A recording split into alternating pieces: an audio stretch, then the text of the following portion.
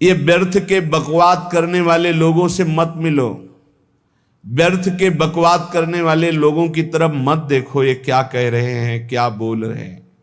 और तुम भी व्यर्थ का बकवाद मत करो। अपने समय को कीमती मान करके निरंतर प्रिया प्रीतम का नाम जप करो, उनके गुण लीला गाओ, उनकी सेवा में रहो। कभी प्रपंच की बातें, कभी प्रतिष्ठा का चिंतन, कभी नाना प्रकार के मान सम्मान का चिंतन, ये घुसने ना पावे हृदय में। बहुत सावधान रहना चाहिए साधक को। ऐसी बातें देखो मत, ऐसी बातें सुनो मत जिससे तुम्हारा हृदय उद्विग्न होकर प्रभु का चिंतन छोड़ दे। बंद करो अभी। अन्य लोगों के संग का त्याग कर दो, जो भगवत विमुख वार्ता करते हैं, संत निंदा करते हैं, दूसरों की निंदा करते हैं। कुछ हाथ नहीं लगता, ये लोग दुर्गति को प्राप्त होने वाले हैं। भक्तन निंदा अति बुरी भूल करे जिन कोय, किए सुकृत बहु जन्म के छिन में दारे खोए। पर निंदा के किए ते नहीं, आवत नहीं कछुआत, मूर्ख पर्वत पाप को ले चल अपने साथ।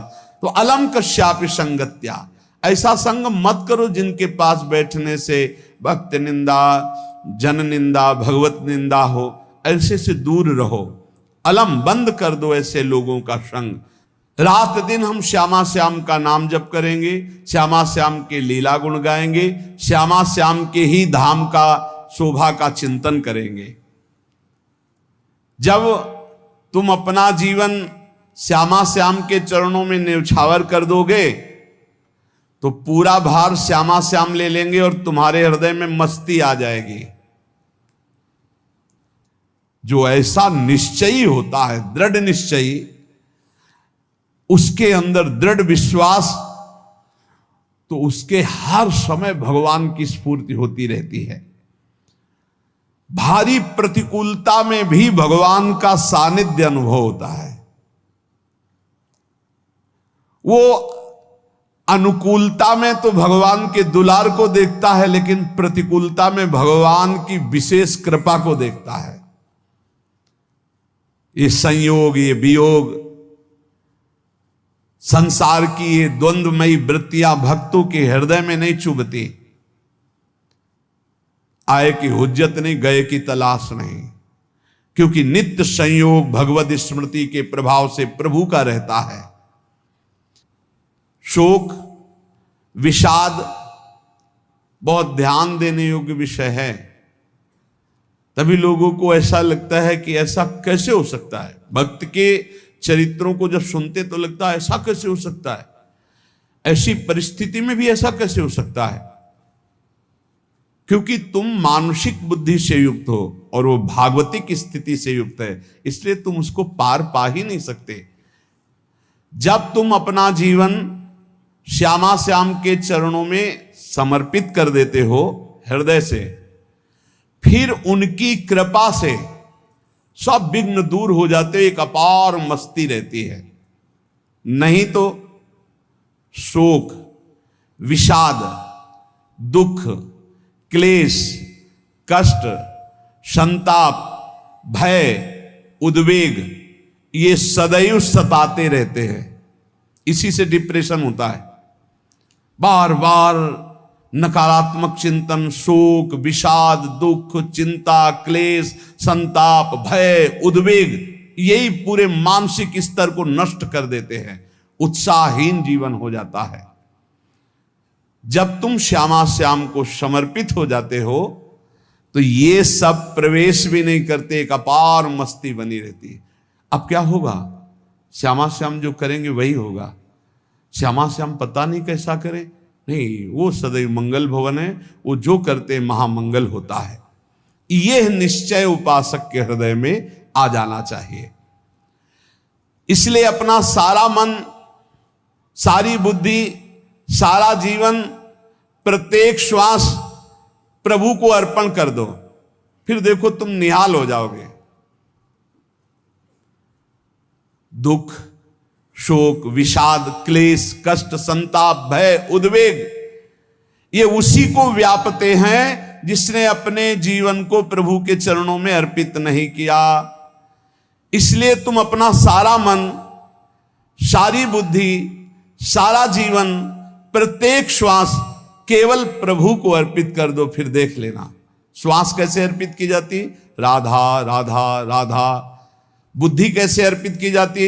एकमात्र निश्चय कि भगवत सुख ही सुख है, ये जागतिक सुख सुख नहीं, ये दुख है, ये ऐसा दलदल है जिससे आज तक कोई नहीं निकल पाया।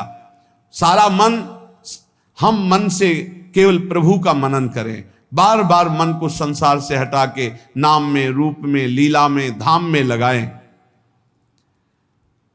बहुत प्रसन्नता हो जाती है उस उपासक के हृदय में जो अपना मन बुद्धि प्रभु के चरणों में अर्पित कर देता। भगवान ने तो इसको बहुत उत्तम स्थिति बताया है कि मेरे से कभी वो अलग हो ही नहीं सकता यदि मन बुद्धि अर्पित कर दिया।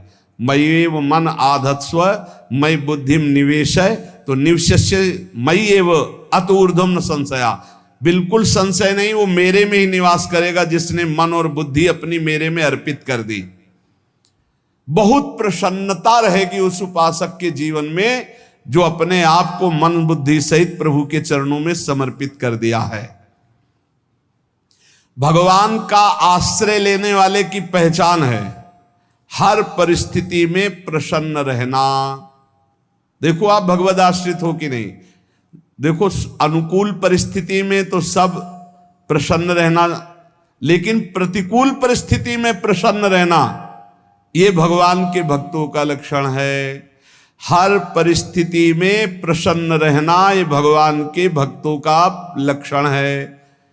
आनंदगन भगवान का आश्रय मिलते ही आनंद छा जाता है हृदय में। उनके पास आनंद का अभाव होता ही नहीं है। जैसे सूर्य का प्रकाश उदय होते ही सूर्य का प्रकाश संपूर्ण अंधकार को नष्ट कर देता है, ऐसे ही भगवान का संपूर्ण आश्रय लेते ही सब दुख चिंता शोक नष्ट हो जाते, आनंद ही आनंद। तुम भगवान के मंगलमय रूप को नहीं जानते हो, पर उनके मंगलमय भाव को, विधान को मानना शुरू कर दो। जो भी होता है मंगलमय होता है। हमने जीवन में देखा है, अगर इधर कोई बहुत बड़ा सुख दिया तो देर नहीं लगेगी, 24 घंटे नहीं व्यतीत होंगे और ऐसे दुख दे देंगे, जिससे दोनों का समान भाव रख करके ना दुख में तुम भूलो प्रभु को, ना सुख में फूलो, सीधे भगवत मार्ग में चल। पूरे जीवन की बात देखा है। भगवान के मंगल विधान में सदा सर्वदा सुख ही सुख है, इस बात को मान के प्रसन्न हो जाओ।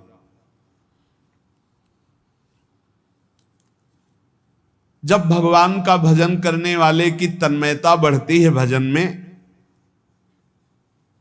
तो द्वेषी जन अपने आप तैयार हो जाते हैं। भक्त कभी किसी से द्वेष नहीं करता, अपने आप वो द्रोह करने लगते। तो नरसिंह मेहता जी से बहुत गांव के कई लोग थे जो जलते थे, ऐसे जलते थे कि अब क्या करें, कैसे मिटा दे नरसिंह मेहता जी को। अब उपाय तो मिल नहीं रहा था। तो एक दिन संतों की मंडली आई और उन्होंने कहा कि हम रास्ते में कोई चोर आदि धन ना ले ले, इसलिए यहां से किसी की हुंडी चलती है क्या द्वारिका में? पहले ऐसा था। बोले हाँ, हमारे यहां बहुत बड़े सेठ हैं नरसिंह मेहता जी, पर आप कहोगे वो मना कर देंगे। कई बार कहोगे, अगर वो स्वीकार कर ले तो वहां। और उनका लक्ष्य था कि नरसिंह मेहता जी की तो खाने की भी सुविधा नहीं थी, हुंडी कहाँ की बात आई। उनका था कि जब वो ना कहेंगे तो संतजन नाराज हो जाएंगे, अगर हाँ कह दिया तो वहां हुंडी चुकेगी नहीं, तो संतजन अपने आप इनको शाप दे देंगे, अपराध बन जाएगा, ये नष्ट हो जाएंगे। संतों को भेजा नरसिंह मेहता जी ने, सबकी दंडवत की, चरण पखाड़े। तो उनका ये इतना रुपया है, द्वारिका में साधु सेवा हम करेंगे, वहां तुम्हारी हुंडी चलती है, तो आप अरे उनका आप कहाँ भूल रहे हो, यहाँ खाने की भी व्यवस्था। बोले हमें सब पहले से बता दिया गया कि आप मना करोगे, बार बार मना मत करो, हमें पता है। तो उन्होंने ठाकुर जी की तरफ देखा, बोले क्या लीला है प्रभु, संतों से हम क्या कहें, ये ले रुपए। उस समय स्वर्ण की मोहरें चलती थी, बेच के बाजार से खूब उन संतों को पवाया, उन्हीं संतों की सेवा की। और उनका अपने सेठ का नाम तो बताओ जहां हमें जाके हुंडी मिलेगी। सेठ, सावल शाह सेठ। संत जन गए वहां, पूछा कि नरसिंह मेहता जी का जिन सेठ से परिचय, उनका नाम सावल शाह सेठ, उनकी गद्दी कहाँ है? तो जो कुछ भक्त थे वो द्वारिकाधीश की तरफ संकेत करते कि वही हैं। बोले नहीं नहीं, वो सेठ है, उनकी गद्दी चलती थी। पूरी बाजार में कहीं कोई। अब संत जन एकांत में होकर के बहुत विचलित हुए, क्या हमारे साथ धोखा हुआ? नरसिंह मेहता जैसा संत क्या धोखेबाज हो सकता है? देखो, संशय तो बहुत विचित्र होता है। बड़े बड़ों को संशय हो जाता है। जब भगवती सती जी को संशय हो गया, राम जी को, हे खग हे मृग हे मधुकर श्रेणी, ऐसा पूछते हुए कि सच्चिदानंद कैसे हो सकते, तो किसी को हो सकता है, क्योंकि वो बुद्धि की अधिष्ठात्री देवी है। जो ही उनके मन में ऐसा आया कि क्या हमारे साथ धोखा हो रहा है, इतने में ही देखा, जय हो सावल शाह सेठ की। वो कहा सावल शाह सेठ? तो देखा बढ़िया मुनीम जी उनके साथ, और सेठ बस्ता लिए हुए मुनीम जी, सरकार इधर से चलो। तो उनका सावल शाह सेठ आपका नाम है? संतों ने कहा। बोले हाँ। बोले नरसिंह जी? हाँ। बोले आपकी हुंडी आ गई है। हुंडी एक कागज में लिखा कि ये हमारे सेठ जी को दे देना। वैसे लोग मुझे माखन चोर कहते, कोई कुछ कहता, लेकिन आपने सेठ बना दिया। जब आपने सेठ बना ही दिया तो आप कभी परवाह मत करना तुम। और ये सेवक आपकी सेवा में सदैव तत्पर है। भगवान ने ऐसा लिखा। जो भगवद आश्रित है, एक बार ये चलता रहता है, जो संत जन होते हैं उनके विरोधी अपने आप बन जाते हैं, किसी से कोई मतलब नहीं, अपने आप विरोधी बन जाते हैं। कबीरदास जी का पूरी काशी में यश था। भजन करने वाले महापुरुषों का यश बढ़ता है जब, तो जो भजनहीन होते हैं उनके हृदय में जलन पैदा हो जाती है, और वो उनको विविध प्रकार से फंसाना चाहते हैं, उनको कष्ट देना चाहते हैं। तो कबीरदास जी के यश को धूमिल करने के लिए कुछ ब्राह्मणों ने एक रचना रची। मुड़ मुड़ा के कबीरदास जी के शिष्य बन करके पूरी काशी के सब आश्रमों में निमंत्रण दे आए। कल भंडारा है, संत सेवा है, सबने स्वीकार किया।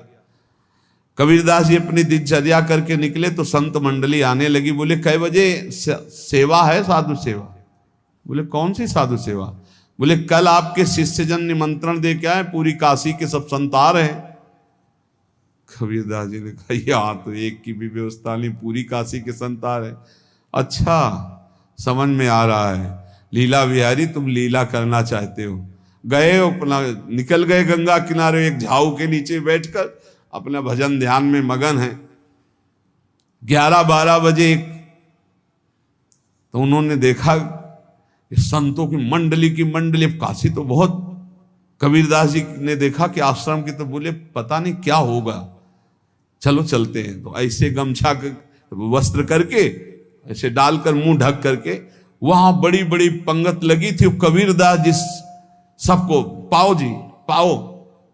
कबीरदास जी के रूप में स्वयं भगवान पाओ जी पाओ।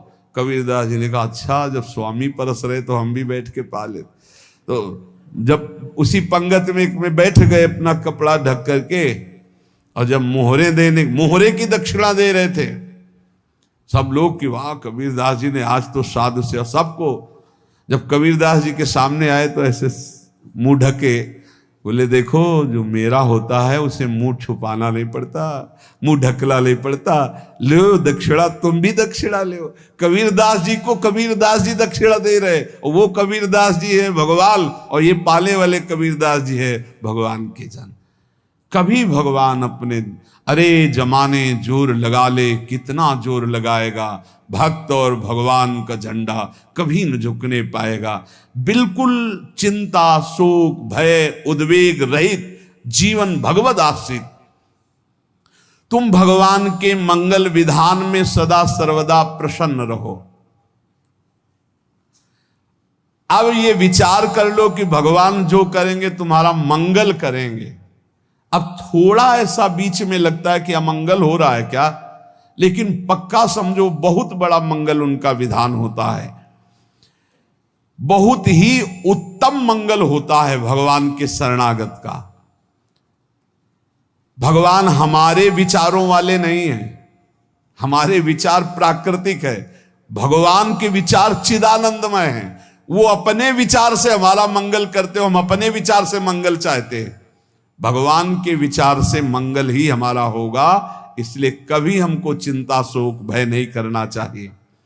भगवान की ओर से कभी तुम्हारे लिए ऐसा विधान नहीं होगा कि तुम दुखी हो जाओ, बस तुम्हारी सोच हो सकती है, उसका परिणाम बहुत मंगल होगा। जगत की ओर से निराश हो जाओ, किसी से आशा मत रखो, फिर आप देखो आपका जीवन कैसा आनंदमय व्यतीत होता है। ये जो जगत की आशा है यही दुख प्रदान करती, सच्ची जगत की आशा ही दुख प्रदान करती है। अगर जगत से कोई संबंध न रखा जाए और भगवत भाव में रहकर तो बहुत अच्छा जीवन चलेगा। अपने कर्तव्य का पालन करो, परिवार को भगवत स्वरूप मानकर पोषण करो, किसी से कोई संबंध मत रखो, कोई आशा मत रखो, यही अध्यात्म सिखाता है। अपने आप भगवत स्वरूप, सबका व्यवहार मंगलमय और आपका जीवन मंगलमय। अपने घर में ऐसे रहो जैसे किसी अतिथि के घर में रह जाता है, चलना है यहां से जाना है। कौन रहता है अपने घर में अतिथि की भांति? भगवान का भक्त। जाना है यहां से, अपनी प्रिया प्रीतम के पास जाना। ये हमारा घर नहीं है, यहां तो हम समय व्यतीत कर रहे हैं, अपनी आयु व्यतीत कर रहे हैं भगवत आराधना करते हुए। हमें जाना है प्रिया प्रीतम के पास। वास्तविक घर भगवान का धाम है हमारा, वास्तविक घर वाले प्रभु हैं हमारे।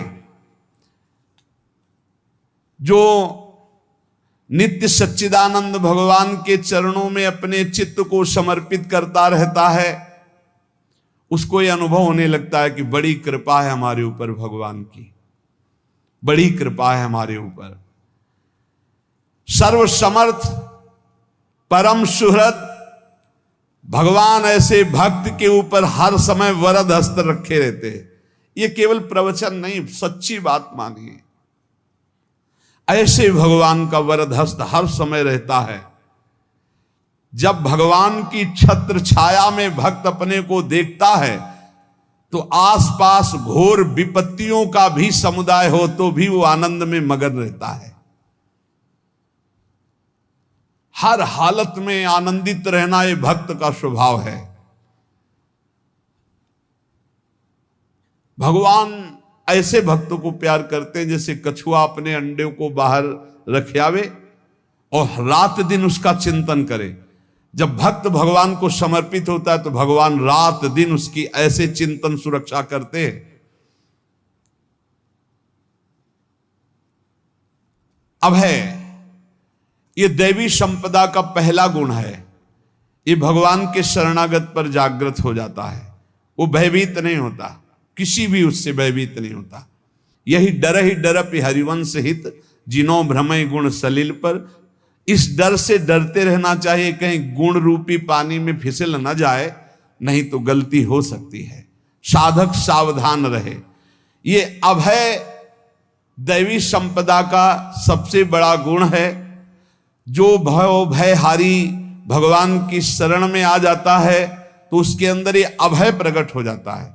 अगर कहीं तुम्हें एकांत में भय लग रहा है, एक आदमी तो एकांतिक में आए थे, वो कह रहे थे कि हमें हर समय भय लगा रहता कि कोई हमारे पीछे है, अंधेरा तो लगता कोई खड़ा है, मैं जीना मुश्किल हो गया, ऐसा भय। देखो ये मन कैसा है, भगवान से विमुख होने पर कैसे डरवाता है। वो कह रहे हैं हर समय मुझे डर लगा रहता है, कोई सामने खड़ा है, कोई पीछे खड़ा है, ऐसा भय लगने लगता है।